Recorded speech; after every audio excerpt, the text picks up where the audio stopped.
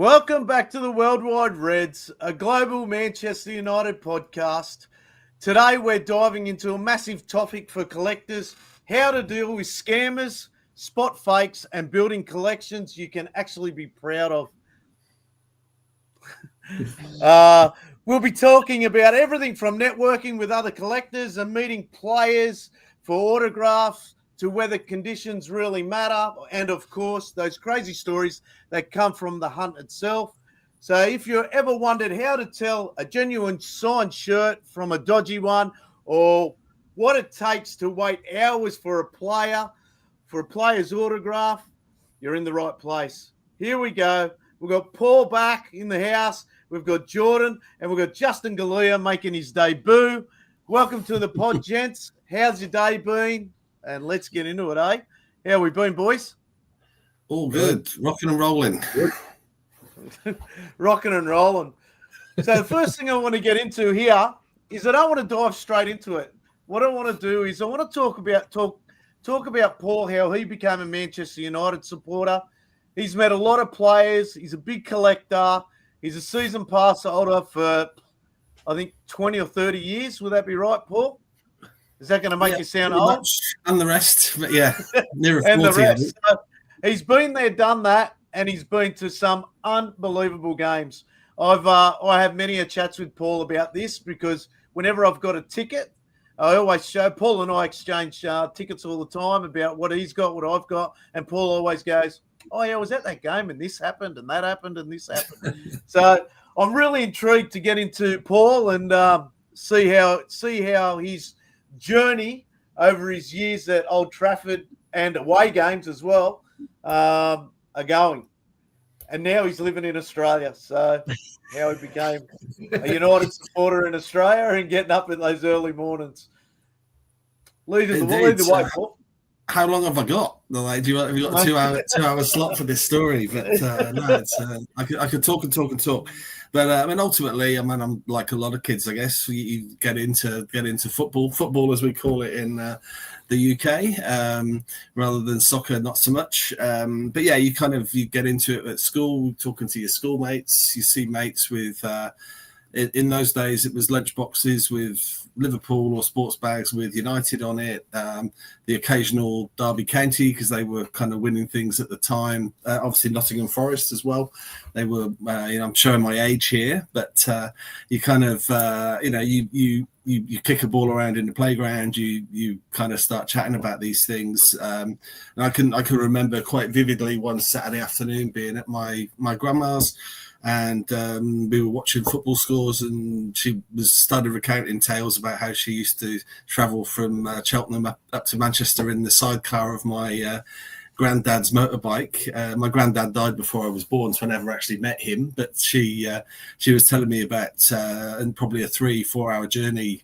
This is my doddery old grandma sitting in a sidecar on a motorbike going up not a motorway as we know it, like it would be the bumpy side road, just a bizarre image, and then standing on the open terraces in the rain in the 1950s or whatever. And yeah, I kind of was fascinated by the image and kind of started looking out for scores from there, really. My dad was, as happens in a lot of United or Manchester families, my granddad was a red, my dad was a blue. And I kind of went back the other way to become a red. Apparently in Merseyside, it's the very opposite experience, that you're red or you're blue and your family stays that way. It doesn't seem to interchange. I don't know why the difference from just a few miles up the road, but that's how it is. But yeah, then from there on in, started following United. Was certainly playing as United players in the playground at school, Gordon McQueen or Steve Coppell, those kind of players. Alan Davis picked my eye in the '83 Cup final. He was one that I kind of remember mimicking from an early age and running off celebrating another goal or that I was him. And then, yeah, from the mid-'80s, I started going to games with mates on the supporters club that used to go from Cheltenham, and just really got hooked got hooked from there. I think you go to your first game and you just you feel very at home at Old Trafford. It was for the way that it was at football in the 80s, it was pretty safe at Old Trafford. You could go, you could be as a kid, you could feel that you weren't going to get battered at the first opportunity, and then from there, in the probably later 80s, we started going to away games. You'd sort of I remember going to Tottenham away, probably in the 87, 88, something like that. Very early Ferguson.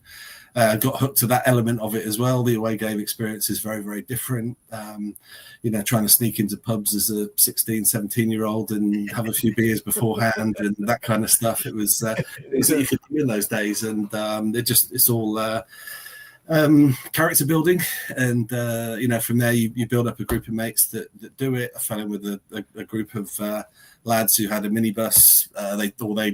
They got banned from the supporters club for breaches of alcohol policy. I think taking drinks that you shouldn't have done in those days. So minibus and cars started going up, and I was too young to drive, or I wasn't driving, so I was just in the back with a couple of cans, and happy days. It was a very happy period. Really, as a result of being part of that group, we got to a lot of away games, cup final tickets fell into place, and everything else, and it all just fell into place, and some of the best days of my life following United around for sure. What's one of the most iconic games that you ever been to? Maybe a cup final, or even a close last minute winner, or? Yeah, I mean, probably the one that stands out for me, other than the usual, people say, this cup final or that cup final, it would probably be the Palace away game in the 92-93 season, which to me is the day that we virtually clinched it. A lot of people think that the title was clinched on the Easter, I think it was the Easter Saturday against Sheffield Wednesday with Steve Bruce's brace. Bruce goal. That game at I think Blackburn were playing the same night. Villa were playing the same night against Blackburn, and they were 15 minutes ahead of the United kickoff. So scores were coming through. It was a packed terrace. We knew that Villa had lost, so it was really a case that United had to win. And you're packed in on the terrace. It's probably one of the last times I remember being in that experience where you literally couldn't move. You could barely breathe. If someone 10 rows behind you moved, you went 10 rows forwards and swayed back. And I saw the first goal, but I didn't see the second one. I couldn't see the goal at our end. It was that packed. Coming out of there, I think everybody thought that was the night, and to me that's a pretty iconic moment. And it's not the one that a lot of people talk about. Everyone talks about the Easter Saturday and the Steve Bruce double, which was huge, and I was at that as well, just out of interest. But it was great. Just throw that in there. But that was to me, that's one of the most memorable. Yeah, very good, very good. Mate, we can do a pod just about on you, I think. I'd love to listen to that. Very good. People to sleep, play it through late at night, but I wouldn't fall asleep, that's for sure, because I love these stories, mate. I've dead set I've got a fly just buzzing around my head. How there's a fly in here at 9 o'clock at night is doing my head in. Anyway, let's move on. So we wanted to talk about fakes and scammers and stuff like that. So probably the first one I want to get into is scammers, right? So recently, Jordan and I, we did get scammed good. And let me tell you, it's the old saying, if it's too good to be true, stay away. All right. So we're on a one of the sites on well-known site too on Facebook Marketplace. And anyway, someone had these jerseys up for sale, and instantly I was missing one jersey, and it was the 99 one they wore with the Sharp logo, white. And I saw it there, and I went, mate, I've got to have that. How much is it? Text how much it is, everything like that. Anyway, answered straight away like they always do and everything like that. I flew it off to Jordan. She's throwing me messages left, right, and center, and I'm thinking, friggin' hell, how good's this? I threw it off to Jordan. Jordan and I having a big conversation. We went and sent her our money. I was lucky enough. I only bought, I think, one jersey. Jordan, how many did you buy? He bought 3. And as time's going on, she's promising us to, send us all the details for postage and everything like that. And in between all that, communication was unbelievable.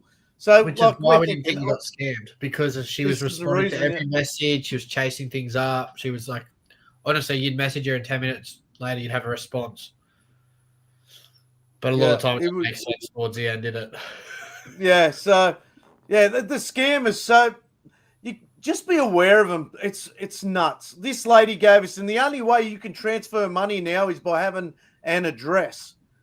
She handed us an address, everything, mate. We Google Zoomed her house, the lot. And so they are getting very, very good at it. How to sort of tell? We probably should have known via the picture that she had up on her profile. It was a dodgy photo too. It was shocking. And then we got sort of well into it after a couple of weeks. We're still asking for tracking numbers and everything like that.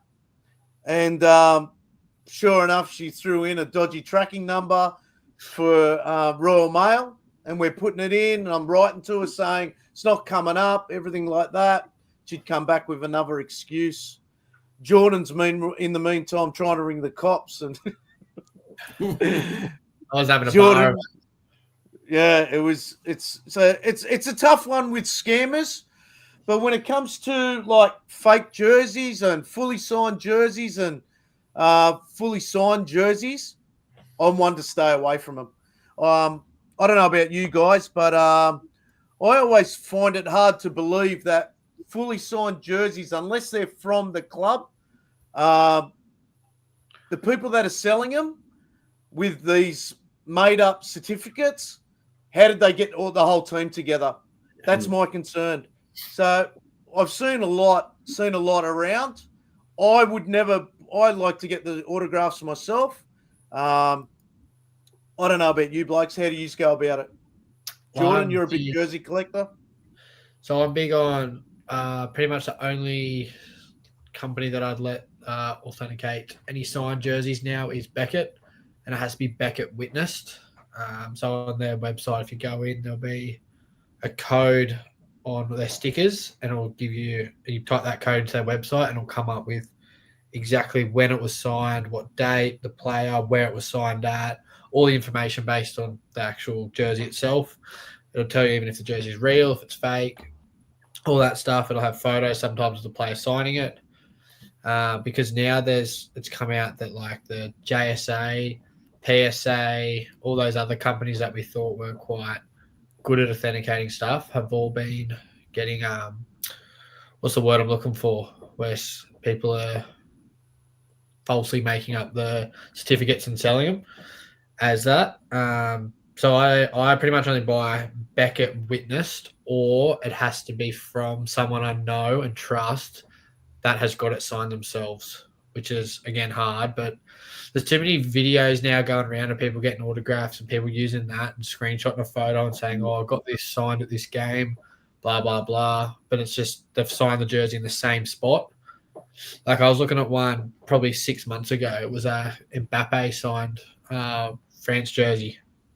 And I thought, geez, that seems way too good to be real. It was on eBay. It was he had like a photo of him, like the signature getting done on the jersey. So I screenshotted that and I put it into Google and got him to like look up that photo. And that photo was taken on a TikTok video. And you can see in the video, he signed it it's probably close to 3 centimeters below where the guy had signed it. The only reason I noticed it is because it's just under the number 7. And you can see it was just off to the side by 3 centimeters. I was like, Well, that's fake because he's now used a screenshot of a video. It's the exact same. The guy's wearing the same like pants. You can see his shirt. You can see what Mbappe's wearing. It's the exact same like photo he's used, but the signature's like just off to the side. So you got to be very careful. And that's from a TikTok video that he screenshotted and then gone and bought the jersey, tried to copy the signature and just put it up there with that. So Jordan's learning very quick about scammers and fakes and stuff like that, because lo and behold, when we did get scammed, Jordan got scammed another 2 or 3 times in a row. Yeah. Yeah, I have a tendency to trust people that I shouldn't trust. My problem is, though, is you get to these positions and you think, oh, that's so good. Let me just – like PayPal's got to be the new thing that I'll only buy through PayPal now. Because you've got the security of it is a scam. You do get your money back. You do pay a little bit more, but that's what it is to cover yourself. With like the other times I got scammed, it was buying just a card on a Facebook page. The guy, I bought the card. He said he was going to ship it the next day. He blocked me straight as I paid. It was only like $100 card. Instantly blocked me. And I was like, okay, that's a scam. Went back in it and he scammed a guy another 3 or 4 guys that day, and they'd listed him in the group. And people had said, yeah, he scammed me. He scammed probably 4 to 5 different people in that one day. Blocked everyone, removed the account, probably started up another one and started going again. So now I'm big on, you just don't transfer the money. You just got to go through PayPal, or eBay is a very safe one now, because you get all your money back guarantees if you're not even satisfied with the item. Yeah, 2 big tips there. Only use PayPal or eBay, where money back guarantee. Yep. Only use those 2. I've learned my lessons now with direct debit and stuff like that. Unless it's somebody that you really, really trust, like I'm about to do one with an artist over in the UK, Stuart Beckett. Unless it's somebody that you trust and you have bought through before, only PayPal or direct debit. That's not direct debit, PayPal or eBay. That's it. Yeah. Another good way to judge if that's a safe place to buy from is a lot of people now buy things straight directly off the Facebook groups. Always ask for vouchers, or if people have dealt with the person before buying. That's where I stuffed up on that card where I got scammed for $100. As soon as I put it in the group chat about this guy had blocked me, has anyone ever dealt with him? That's when I found another 2 people that have said, oh, we've just been scammed by him. So if I had asked that 5 minutes earlier, I wouldn't have been in that situation. But it was just a rush of, oh, this is such a great deal. Let me just jump on it. But at the end of the day, you're better off to take a step back and looking at it. Take a minute and just think, is it too good to be real? Like, why is it this price? Why is it this cheap?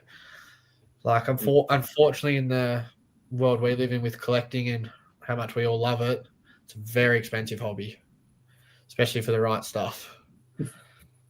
I find as well with when he's talking about scammers, they in personal circumstances, they can be very pushy. Do you really want, I've got someone else waiting. Do you really want it? Transfer me a deposit, whatever. If you want a few days to think about it, as soon as someone talks to me like that, I stay away. Especially like you said, Adam, if it's too good to be true, then it usually is. Prices are a third of what they should be. Real pushy sellers, pushing for deposits, things like that. I just red flag straight away. I stay away from those types of people. I agree. Another big thing too is a lot of people will sit there and say, I got this jersey or this card signed at this game. But if they're going to a game and it's a big name player, if you're just getting the jersey on, you're 100% going to get a photo. Like you're going to get a photo to, 1, prove that you're there with that player at that time. And 2, because you're around such a famous person, that's normally the first thing you do is get a photo, get them to sign something, they move along. But if they're just going there, getting this signed, and they have no proof of it, I very much struggle to believe that it's legit. Yeah. It's taking you back, Jordan. Sorry. Oh, mate. It's bad memories, bad dreams. It's the hardest, to be honest, this one. Yeah, I guess with the photos, it kind of depends on the era a little bit. I mean, I'm showing my age, but back in the 80s or those days, you used to at Old Trafford, you used to hang out on the forecourt, and the players used to park on the opposite side of the bridge, and then they used to walk across the forecourt. So you could literally stand there with a shirt, or you could stand there with an autograph book, and you'd probably get 4 or 5 players very easily just by jumping from place to place. And you watch where the crowd goes. There'd be a bunch of people would go, piling over to somebody, and it would be Robson, or it would be Ferguson, or whoever it was. It all kind of changed probably in around 1990, I suppose, when that stopped, and they kind of started going in. They were kind of going in very, very early, and you kind of missed them. But in those days, I guess the point is people didn't really have cameras. You didn't have your camera phone. You didn't have and in those days you couldn't even buy a program outside. You had to buy your program inside. So what did you have? You had like a scrap of paper, your autograph book, maybe the shirt you were wearing that you used to sort of bend over and they sort of sign the back of it or sign the sleeve or something. And I know I had a few that was signed in pen, particularly home shirts, but you forget to mention it, and you kind of come home from school on Monday and it's been washed, and it's that gate mark that was on the sleeve is gone. So what have you done, Mum? So yeah, there's certainly a bit of that. So I think the point that in that era you don't always get that photo authentication. It's more about the story, and I think this is where Adam's very good, that he likes to have the chat and find out the story behind it. More often than not, there is that older stuff. There is a story. There is a story as to how it came about. It'll be on the forecourt, or it'll be at I got into the players' lounge or something like that, because it was a lot freer then. Whereas now it is a lot harder to get close to the players. And as you say, Jordan, you're going to have photos. If you're getting close, you're going to have a picture. Yeah. Well, you always see, whenever you're doing research and stuff like that, I love seeing all the fans at the Cliff. I love it. And you see them all there. The players are there, and you see them come out of the dressing rooms into the car park area, and then you see the players there. Now, talking about getting things signed, just before we got on, I did grab something, and leading into what you were just saying, Paul, my uncle, who got me into Manchester United, he was at the Cliff a lot, and he used to use his season pass. So he used to use, this is a book with tickets all in it, and he's got like the players here, like Dennis Irwin in here. He's got Nicky Butt. He's got Ryan Giggs. They're all in the back of the in his ticket book. Even Bozza, he's got Bosnich in there. And this is his league match ticket book from 1981, 1982. So he would just pick it up, and he would go and what do you call it? There's Nicky Butt, if you can see that there, Nicky Butt's auto. Awesome. So and like he was that detailed, he would write in the book what player, when it was, everything like that, and things like that. Yeah. So like he's got Wilf McGuinness in here, Frank O'Farrell, Tommy Docherty, everyone like that. So that's how when genuine autograph collectors. This is his one from 84, 85. And genuine collectors will use, autograph hunters, fans from that era, just grabbed anything to go get autographs. So that's how if there's fake autographs, they're not going to go buy a book and then just go and write up a whole heap of stuff. That's what I'm about to say. They're not gonna fake that. Like they're just gonna go buy a jersey and print the name on it and then put an autograph on it and try and sell that. Yeah. So the next thing. Just very quickly, Adam. I'll show this at a future event if I'm invited back. But you just reminded me somewhere in a pile of stuff, somewhere in a book. It'll be in a folder. But I've got I forget where I was. I was out in Manchester, I think, on probably the Friday night, and got a girl's phone number, and the girl's phone number, she's written it in lipstick on it's a piece of, I think it's pink paper or it's red paper, but the next day I was literally walking past the players entrance and bumped into Lee Sharp, and all I had for him to sign was that piece of paper. So on the one side, I think it's folded into 4 or 6. It's got this girl's number in lipstick on the one side, and it says best wishes on the other. Oh, really? And, I'll find it. So good. That is so good. You'd need to find that. Yeah, I don't think I ever rang her, but it's the days before mobile and texting. So You rang Sharpie instead. Yeah. yeah, no, I'll find it. I'll find it. It does exist, definitely. I've seen it reasonably recently. So, Mate, I had one quick one last year when I was over there, or whenever it was, the year before, and I was in where I was staying, right in Salford, and as I've come back, I've seen this black van out the front, and I'm thinking, geez, that's a pretty flash car. Who owns that? I'll get back inside. Here's Lee Sharp sitting on. It was the first time I never had my flag on me, and Lee Sharp sitting there. I turn around. I go, "Hey, Sharpie!" He's got up. Next minute, Clayton Blackmore walks in. So we're having photos with him and stuff like that. And I had nothing, I had nothing for him to sign or anything like. I already had Clayton Blackmore on my flag, but I wasn't willing to risk getting up to my room. I was staying at the Copthorne and coming back down. They were going to the event. Another event when I was going to a separate one as well. But yeah, that's it. Around that area, you've always got to keep stuff with you to get signed. Later that night, I ended up hooking up with Paul Parker and stuff like that. It was unreal. So that's a couple of tips to moving into. But we're going to keep going with scams and stuff like that. I'm going to go into fake jerseys, fake fully signed jerseys. All right, I'm going to put up a picture here I just found on eBay. Not hard to find on eBay. They're friggin' everywhere. So have a look at this. This is so. If anyone thinks so, this one was up for like $2,000. So even a novice can tell this is fake. So if you look at it, I always look at the loops. So you can see Casemiro up in the middle range there, just above Snapdragon there. I'll look at Casemiro there, and I'll even go down to Bruno, where Bruno is. To me, the B here and the C, a similar type of curls on it and things like that. The loops at the bottom. Look at you over here. I think that's Luke Shaw over just under the G, heading down. I think that's Luke Shaw. You can see that loop there is nearly exactly the same as the one in Casemiro. So I always look at stuff like that.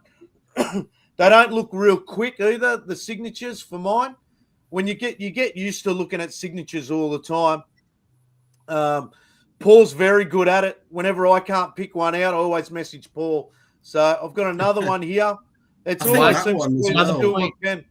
another point on these. If you look at these for the signatures, they've all got the same pressure of holding the pen down, and they've all got the same style of font. You can see like all the S's have got the same type of pressure on them. All the H's got the same type of pressure.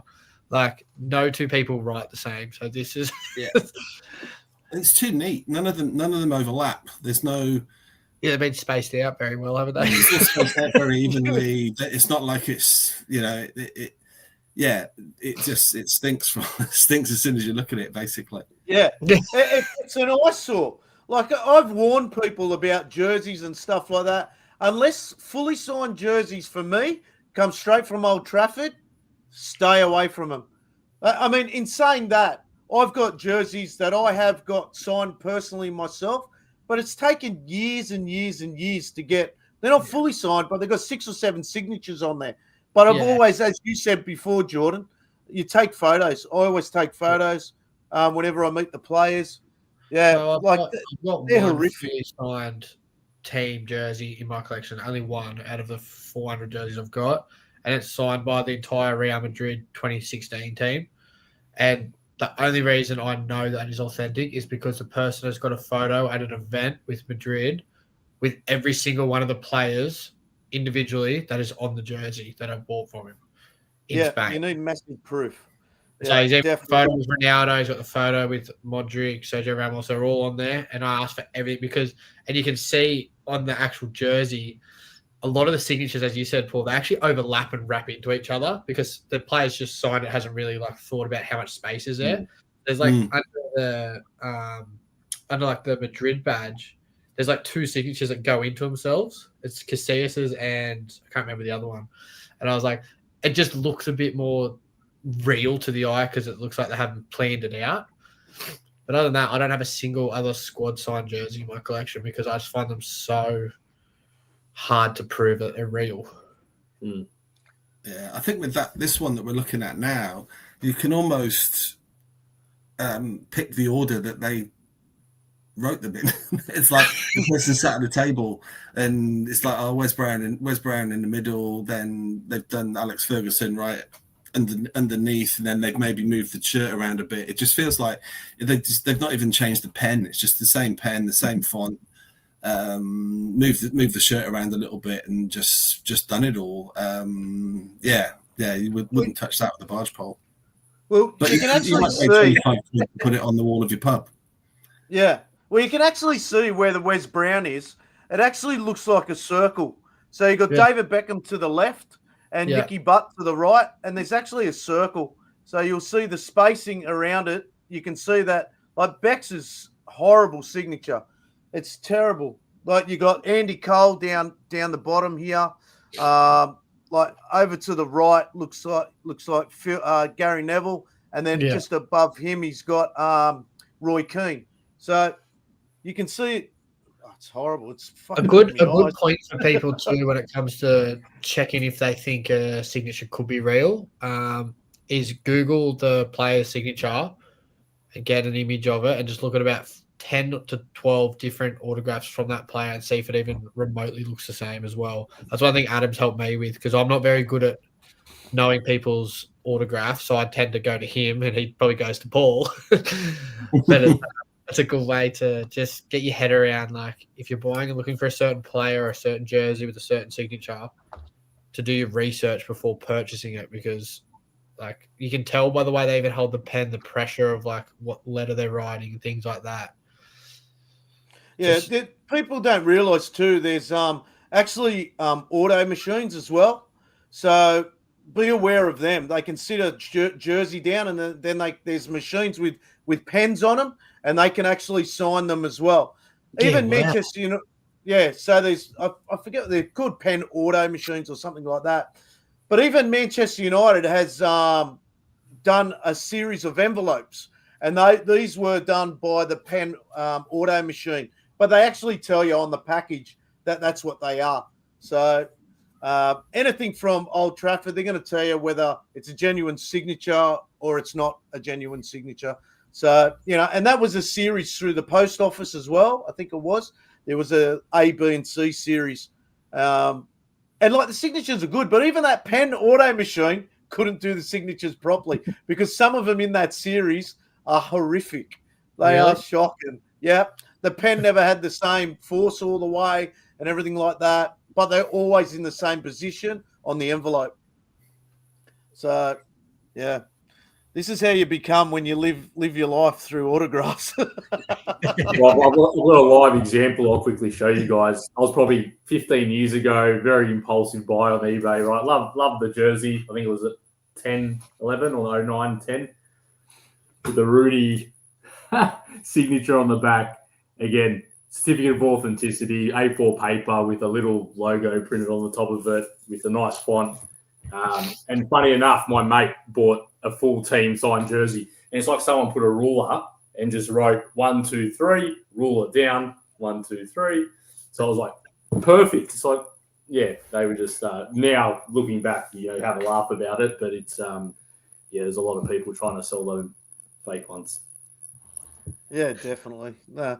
Anyway, that's a few good tips for all you guys. I mean, we still don't trust ourselves a lot of the times, even though I think we're pretty good at finding stuff. But I always look to my mate Paul over there if I think something's a bit dodgy. But there's not too many things, autographs that I do buy unless they're from acknowledged sellers. That's for sure. I've got a couple of guys that I go to, and that's it. Other than that, I just leave that space. Everyone else can buy them. But I'll give everyone a tip. If you are struggling to realize whether it's an autograph or not, a real autograph, ask us. The other thing is, too, just a quick one with your autos, Leon Messi autographs. All right? It's been well-known fact now that his brother is signing for him. So be aware of that. Leon Messi's...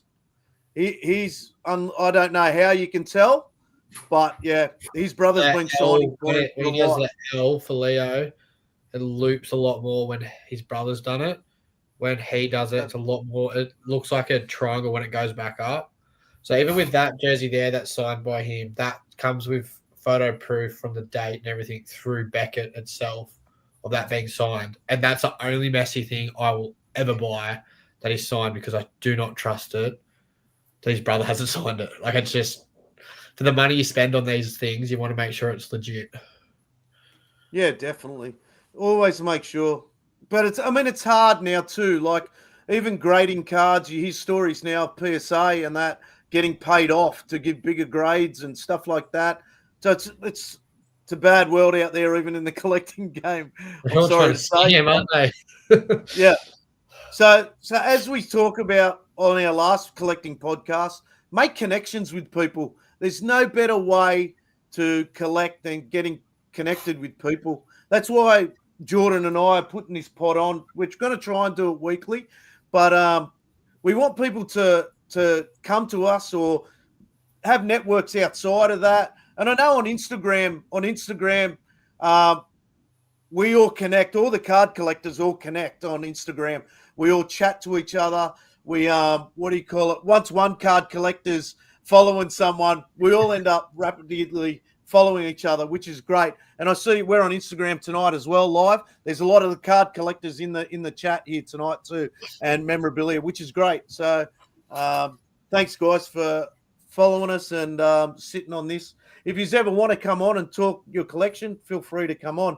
The next one I want to go into is, okay, I only collect Manchester United. Paul, I'm pretty sure, only collects Manchester United besides his toy side of things.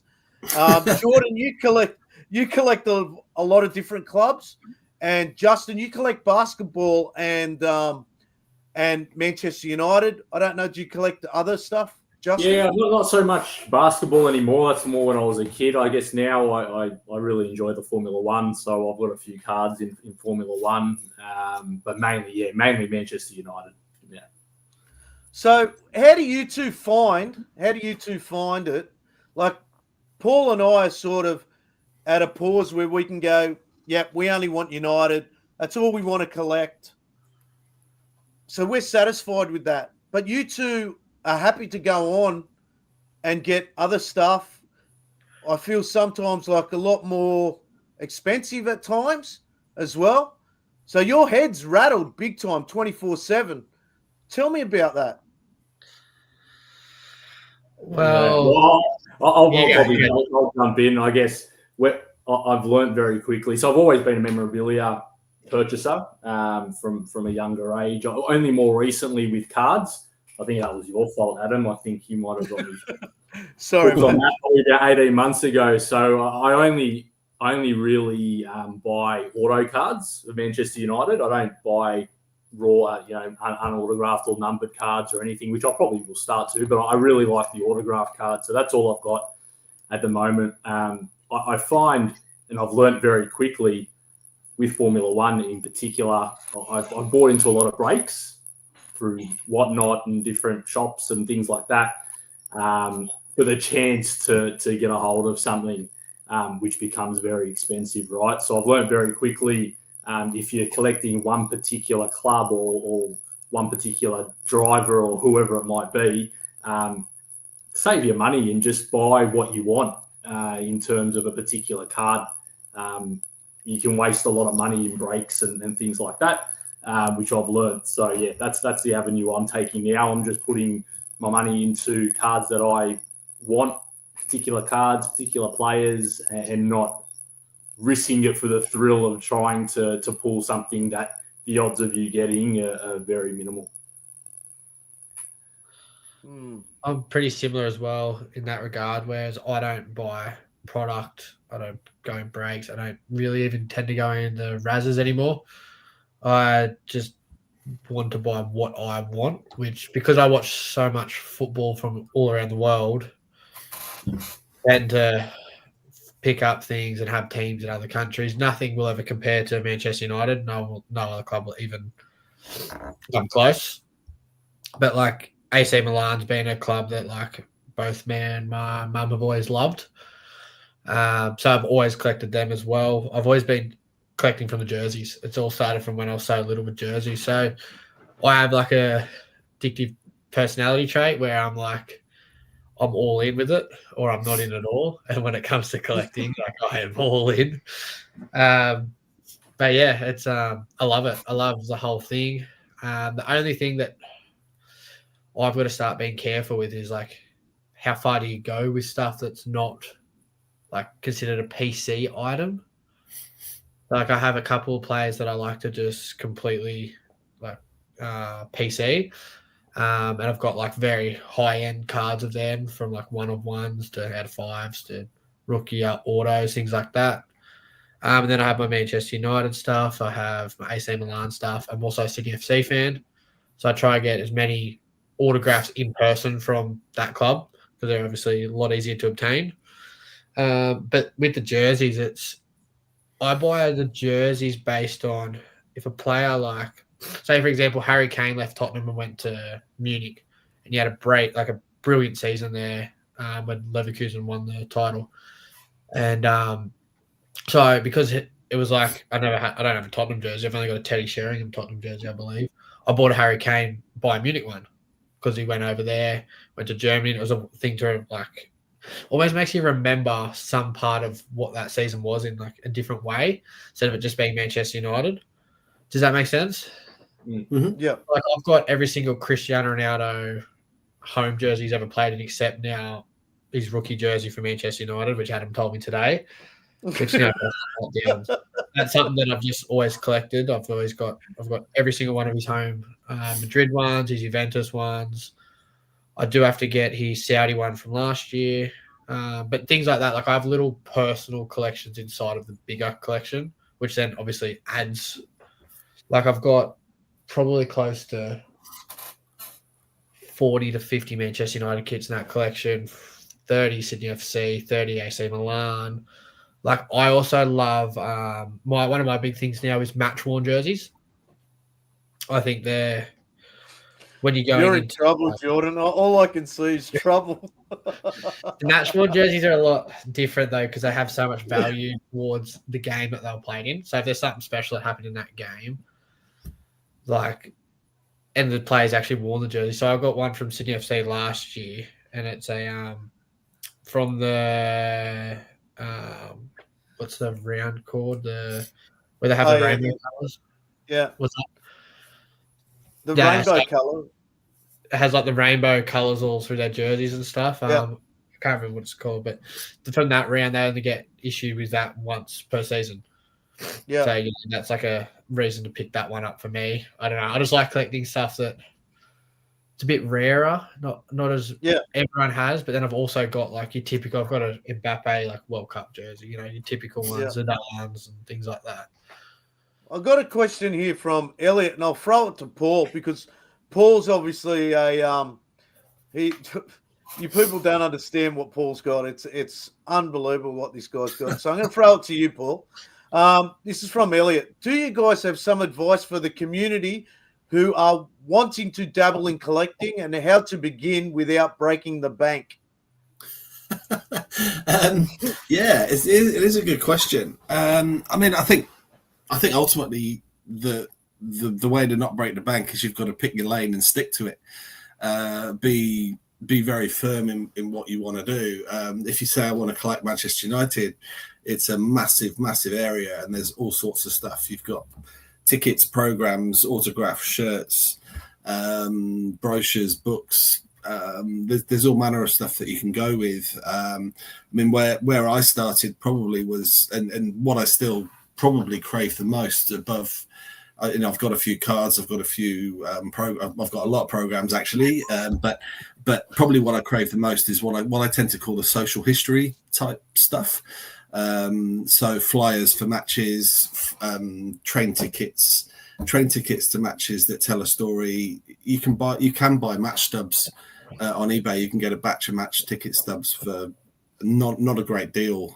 Maybe in Australia, obviously the postage is what can kill you. But if you find things like that, you get a batch of 10 10 match ticket stubs from the 1970s or something like that. You've got them. You can then go through. I know, Adam, you're a bit of a researcher. You like to research the matches, what happened, who scored, Definitely. what the attendance was, and things like that. And then you've got a starting point. And then if you like tickets, then go after tickets. But certainly put a monthly spend on. Set up a separate bank account. Pull whether it be $50 a month or $100 a month across into that account. Buy a bit, sell a bit, and stick to those amounts, and then maybe you'll break out of that in due course. But that'd be my tip to sort of start. Yeah. I don't know if the other guys, I can see Jordan's nodding a little bit there. Maybe we I should. think that's a big thing, though. What you said is have a budget, stick to the budget. I'm not good at that at all, but that's something that I need to learn to do. So I think that's the best thing you can have, especially if you're trying to not break the bank, is just even set yourself, whether it be $20 a week, whatever it is, as you said, $100 a month. That's your budget for the month. See what you can pick up for $100. Tickets are unreal. I love the ticket thing. Adam got me into that.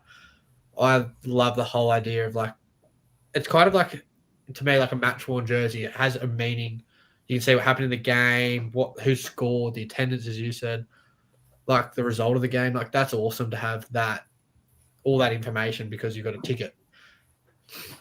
I always say to people, and I've had this conversation on a fair few pods, because people ask me how I go about buying all my memorabilia and everything like that. Look, I suppose it's easier when you're older, as you've got nearly everything out the way in life. So, but I've always done overtime. I've always done overtime at work. So I've always allowed myself a certain amount of money I'm in the building trade. So I'll sometimes do work at night. I'll do work on a weekend and stuff like that. I've always allowed myself money out of my overtime, set aside my family money. Well, I can't say I never touch it, but I have. Don't lie. Yeah. What do you call it? But just set aside your little cash jar on the side and use that money. There's always something you can do on the side. Don't count on the job that you do Monday to Friday. I always say to my kids, one of my daughters does nail. She's a nail artist, but that's not her primary job.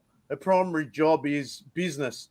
And so she does that on the side to get her extras and stuff like that. So you've got to look at other avenues. You can't just keep diving into your money. And because the amount, especially in card collecting, the amount of young people I see in card collecting that go and say, I have to sell my card collection because I've got to pay for bills. That is nuts. That when I see that, I cringe every single time. And whether it's jerseys, cards, whatever it is, set money aside, do a little bit of extra work and use that. Or don't go and collect like $300, $400 cards and then 6 months down the track, you're selling your collection. Because let me tell you, in 20 years' time, when you get down the track and you see the value of those cards, you're going to go, fucking hell, man. I had this card. I had that card. I had this card. I know with a lot of basketball people that when they see, especially my age, 50 years old, and they came through the ranks with Michael Jordan, and they go, yep, my mum threw out all my cards, or I gave that card away, or something like that. You never, ever forgive yourself. So top tip by Paul, just put some money aside. Put some money aside. A good way to raise some money, I guess, as well, is everyone's got stuff they don't need around the house. The garage is full of rubbish. Perfect. Just sell some stuff. That's what marketplace. Be the seller this time. Get rid of some old stuff you never use. Raise a couple of $100 and just use that as your starting fund, right? As it's free, not free money, but it's money that you've gotten now that you sort of never had from selling stuff that might be sitting there for years, and that's a good way just to raise some funds to get started in the hobby. Well, that's how I started this cave. I actually started this cave that way. So before I had all this, I used to collect all sorts of memorabilia, but I never paid for autos. I always collected them myself. I did win an Andrew Johns signed rugby league jersey when they won the comp in '99. I got Andrew Eddinghausen to sign a Super League jersey for me. I had Craig Lowndes sign what was it? A photo, but then I had it encased with a car and everything like that. I sold all that to start this, and that's how all that. My first piece I bought when I sold my Andrew Johns signed jersey. I still remember it. I got $500 for it. I had a guy from Newcastle come pick it up. And with that $500, I got a mad deal on a signed George Best piece. I'll actually see if I can get it up. That's not a joke either, all right? Where is it on my desktop? It only happened when you look at George Best. Is that what you're telling me? Yeah. So this is the first piece I bought when I decided to get rid of all my stuff. So this is a piece signed by George down the bottom. I've actually got, this is from Stuart Beckett as well. I've actually got signed proof of George signing it as well. It's called Blinkers. It's actually a nightclub that George was a part of. He used to go in there and, have a few drinks and pick up his women. It was a nightclub in Manchester. I'm sure Paul probably knows about it. Or I think it was gone by the time Paul was. It was in the 60s and 70s. Thanks for that. Thanks for qualifying It was an exclusive nightclub that was in for all the celebs and models and everything like that. And George was a big part of it.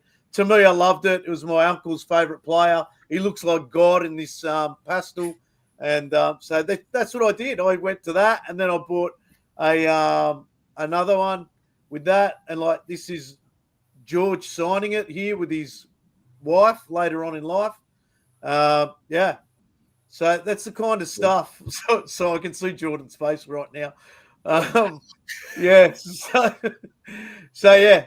So that's what you can do. So that's great. Good question, Elliot. And he's not on here tonight, but great one.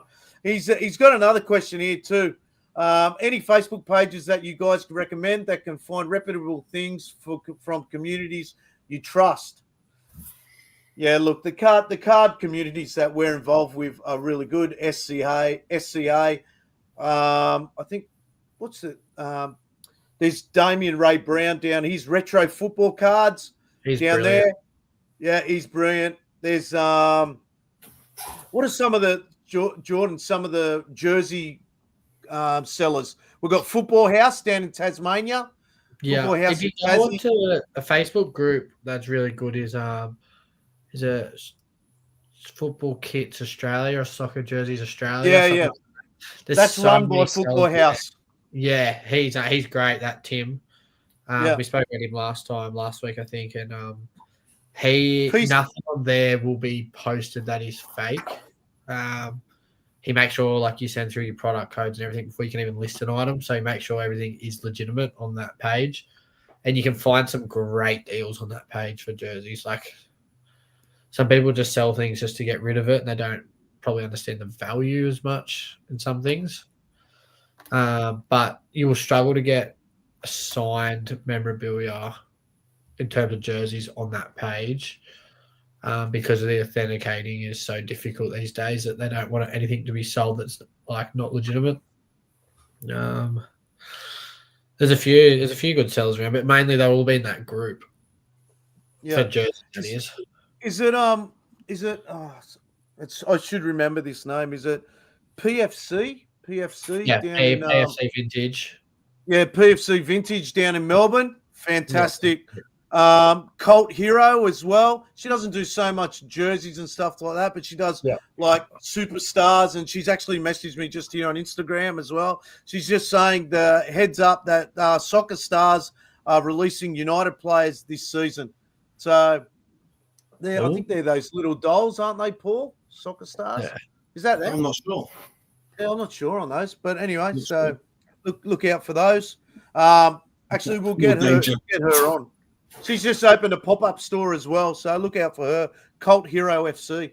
She's I remember her. She was at markets starting little and everything like that. Now she's got herself a pop-up store. So congratulations to her. She's a fantastic collector. So a Chelsea supporter. Check the store out. Yeah. So she's got some good stuff there. So all right, so that covers that.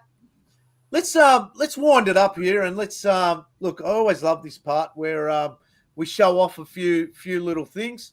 I'm sure Paul's got something that he would love to show off. He's got. I love him.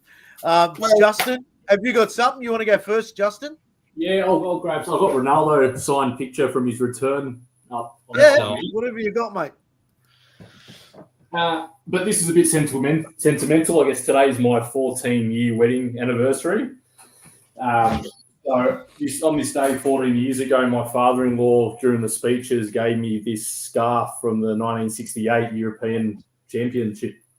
So it's not signed or anything. It was a scarf from the game he gifted on my wedding day 14 years ago. I had it framed. That's fantastic. But just the logo, just the emblem on there. I don't know if you can see it. Awesome framed. That's awesome. So good. Yeah, with the tassels and stuff down there. It's just perfect. Is that embroidered? Is that badge embroidered? No, it's printed. Printed on. So it looks the detail on it looks amazing. It looks crystal clear. Yeah, really cool. So he gifted me that as from a supporter to a supporter 14 years ago. So that's framed. That's sick. Yeah, so Paul make you an offer. That's the thing. I buy to keep. So that's bad. I'm the same. It's bad. Well, my wife tells me, I said, but this car's going to be worth something in a while. She goes, but you never sell it, so it's never going to be worth anything. You just. Mate, you have no idea how many times I hear that. I don't really sell. But yeah, that's awesome. Beautiful. I have a jersey a week turn up and I still get told, you've got that many, you don't need anymore. No, you do. I did one this afternoon where I said to Belinda, I said, "Oh, far out, Mark's hitting me up. I've got to pay something. I ordered it months ago. I just, hopefully she's not watching."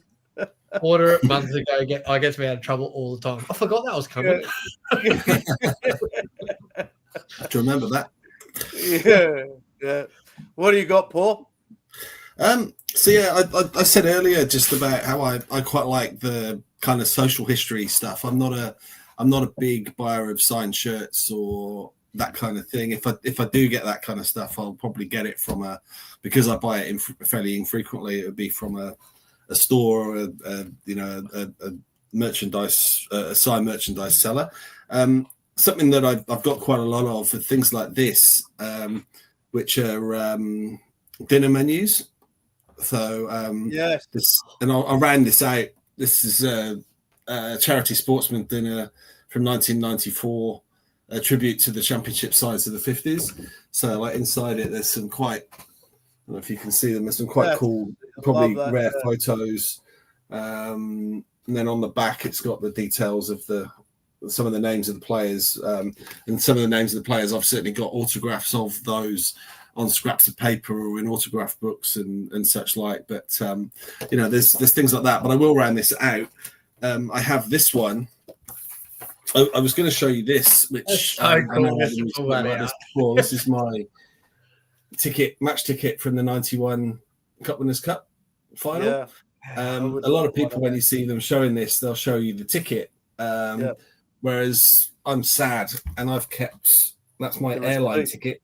Oh, that is brilliant. That's the flight to get there. This is love that. This is the booking slip that you got from United when you actually booked it. That's very cool.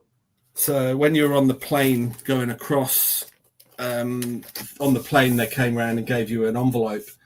And in the envelope was your ticket, but it also had this, which was a little kind of flyer. That's actually the image that they used for the program, the match program, which was very, very hard to find. The original, there's a lot of reprints around, but that's got like a little write-up inside. Mark Hughes talking about his experience, and obviously Ronald. What am I thinking of? Koeman sort of talking about Koeman, how he hears the English supporters' songs and that kind of thing, but just the details of the squads. But yeah, I don't know how many of those survived. That is unbelievable. Yeah, but to round it out, I have this, which is again another dinner menu. This is a charity dinner menu for the reunion dinner in 2003, so 12 years after the event. Just with obviously Hughes's goal on the front, details of the menu and the guests of honour. The thing that's probably a little bit disappointing is on the back it's got a space for autographs and it doesn't actually have any. So that's maybe something I should try and work on down the track. Yeah, carry this with me. Anytime Mark Hughes is nearby, I should try and get him to sign it. But yeah, I've got a bucket load of those. Yeah, they're good. And even just from normal matches, you can get the menus from the suite. So I know a lot of times people look for Ronaldo's first game or so and so's first game. They might have the match ticket, but I've probably got the menu from the suite on that day. So.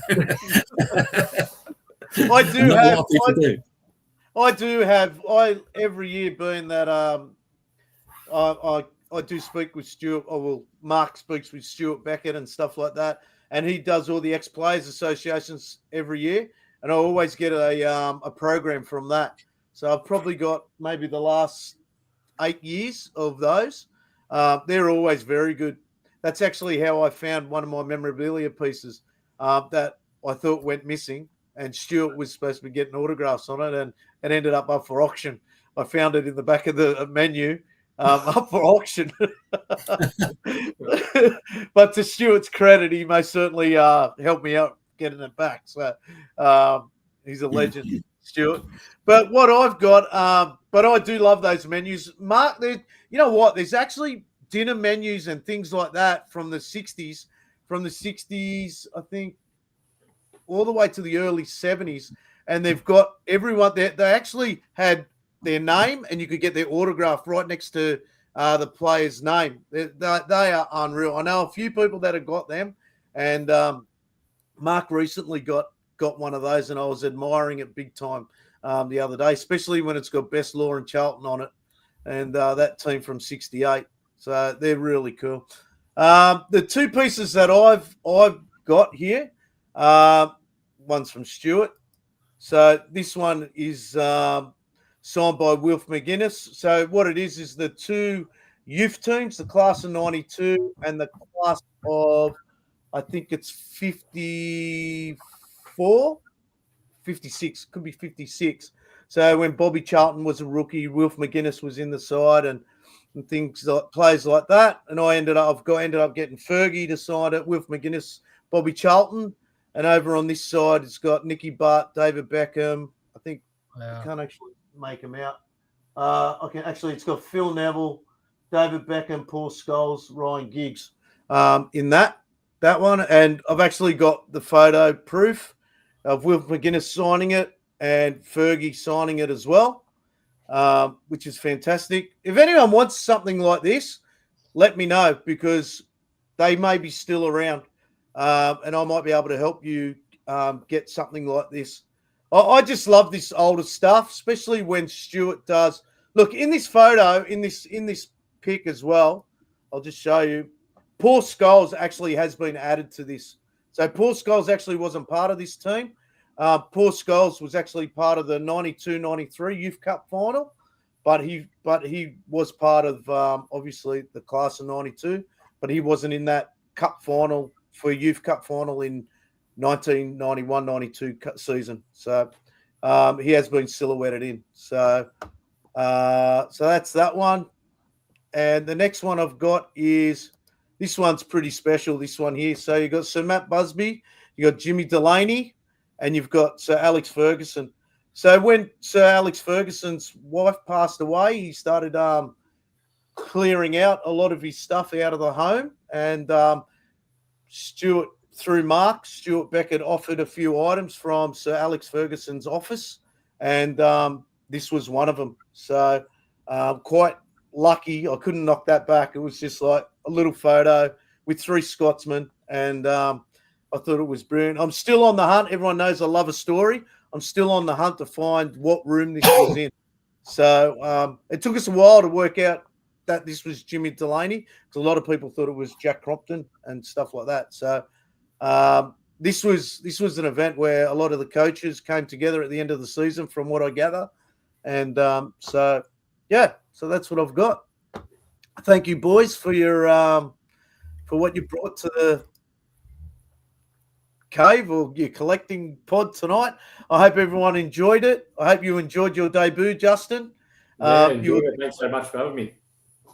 No problem. And Justin Aussie _ collector boys. Tell us about it, Justin, before we go. Yeah, look, I don't know if it was a good thing or a bad thing, but to get my 10-year-old son into the hobby.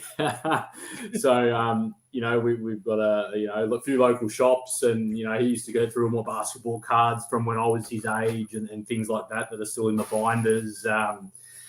He's started collecting. He's big Panthers fan in the NRL, so he's got some signed pictures from the Panthers team over the years. We're winning these premierships, a few cards and boxes and things like that. So just share, a bit of father and son. I've got two girls who sort of, one's 12 and one's 6. So the older one, she doesn't mind it, but my son in the middle, he's 10. So just a bit of a bond we can share together, get him into the hobby.